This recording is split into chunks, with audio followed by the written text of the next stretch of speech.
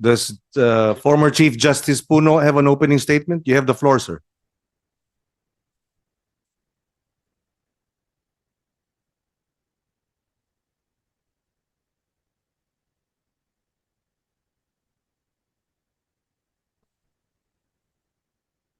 Senate President,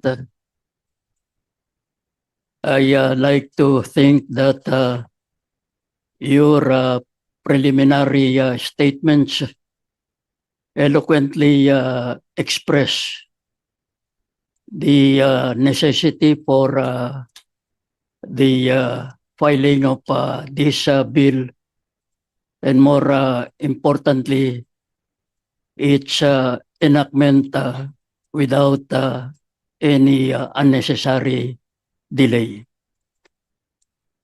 They also adequately express the anger of our people on the corruption being unearthed, especially on the flood control projects.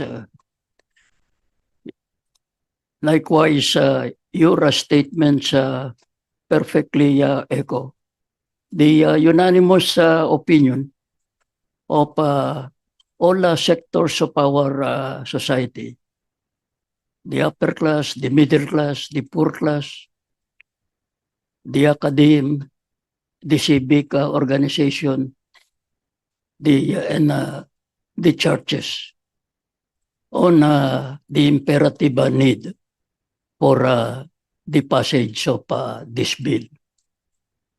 And so in the interest of time and to avoid redundancy, I will not make any further prologue or preliminary statements. But I am ready, Your Honors, to give my comments on the different provisions of Senate Bill 1215. Thank you, Your Honors. Thank you, Chief Justice Puno. Justice Andres Reyes, you have the floor, sir. Yes, I'd like to thank Senator Pangilinan, Animo, and Senate President Vicente Soto for this invitation. We thank you because our laws, our creation needs more powers, more refinement. Again, I will just echo what you have said earlier, that this thing is outrageous and makes me cry that how can these people get away with 500 billion pesos? It's our inspiration to work hard. We are only 39 days old. ICI is only 39 days old. For the last 21 days, we only had 3 lawyers. And now we have some volunteers from the PAO and from the other agencies. But we will try our best to be able to full blast investigation of all this fraud. We don't have the facility and we don't have the rules of procedure, but we will already shorten the procedure in spite of no rules allowing us.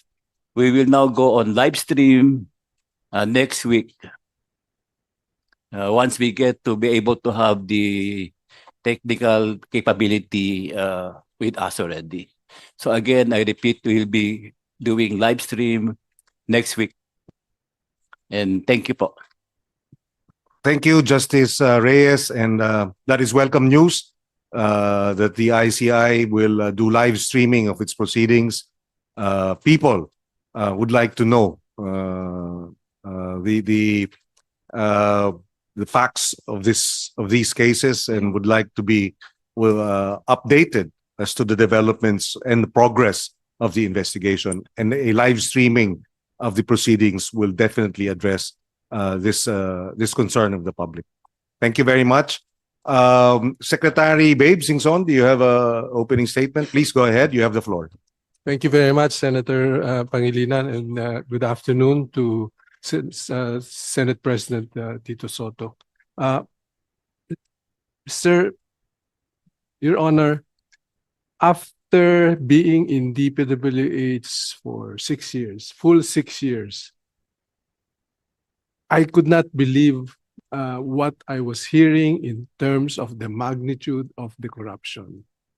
And I tried to analyze, where did the system fail? It looked like it was all over. This is what we've learned so far after we've called witnesses. I think a total of 40 plus have been invited, including 8 senators, 4 congressmen, 4 secretaries, and several other personalities. But recognizing that the procedure, the legal process that we have to follow is so tedious. Bago po may makulong, ang haba ho ng proseso. As compared, you may want to consider, as compared to the 2 gold standards of anti-corruption, which is the ICAC of Hong Kong and the CPIB of Singapore. They have much more powers than all 3 of these agencies that we have combined. Now, as a result of the difficulty and because of the very strong clamor of our people, because of the massive corruption all over the place, under the leadership of Chairman Reyes, we invited a total of 20 government agencies to find out from them what are their administrative powers that we can immediately utilize in collaboration with these agencies. Marami po pala niyan. So we hope that the committee can consider some of these provisions. For example, under the Philippine Competition Commission, you have anti-competition provisions or bid rigging of bids that will penalize for the first instance immediately 100 million. Second instance, 105, 110, all the way to 250 million pesos per incident. We have also identified in other agencies like customs, like CAAP, but more telling is an old executive order, specifically 913.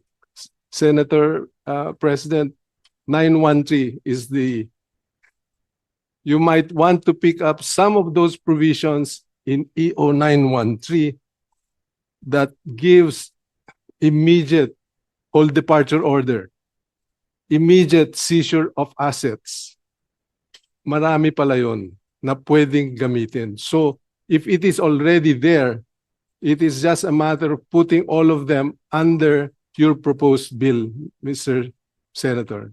So with that, I will end my opening statement because I can discuss further details in terms of where, how much, and so on. But I will leave it up to the Senate. Thank you, Secretary Babes. Just to clarify, EO 913 is a DTI executive order. It's a presidential executive order, But empowering the then Minister of Trade. okay, DTI. Thank you. From the Makati Business Club, Apa Ongpin, the Executive Director, please, you have the floor. Go ahead. Thank you. Oops. Lakas naman. I'll try to keep it as brief as possible. One, we believe that all the ICI sessions should be public, but that the ICI itself should have the authority to declare confidential sessions with no streaming or broadcast. Okay? Because, speaking as a former journalist, this can very easily turn into a circus. I mean, it already has in some cases. Okay? And, the accused are, they're entitled to due process. And, we cannot turn this into a public shaming exercise. No? We want to emphasize that the ICI, as the Senate President has already pointed out, should have additional expanded powers. They should be judicial, investigative, and even confiscatory